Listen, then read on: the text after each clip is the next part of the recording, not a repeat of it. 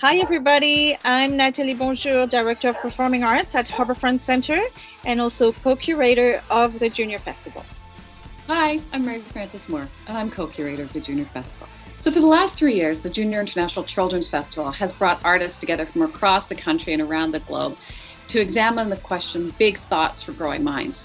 Natalie and I are both moms, and we realize that kids have a lot of really big thoughts and big questions. And what better way to lean into those thoughts and questions than to have a whole weekend to just enrich yourself with a variety of artistic experiences.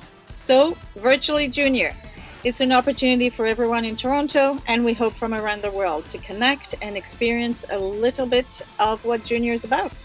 So we hope you'll join us this May long weekend to take part in crafts, dance demonstrations, concerts with artists like Cody Coyote or Moscow Apartment, comedy from Shoshana Sperling, films. There is so much for you to come and participate in. Make sure you go to our website, harbourfrontcenter.com/junior, and also follow us on social media.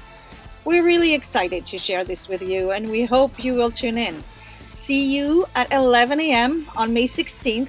Take care, everyone. Bye.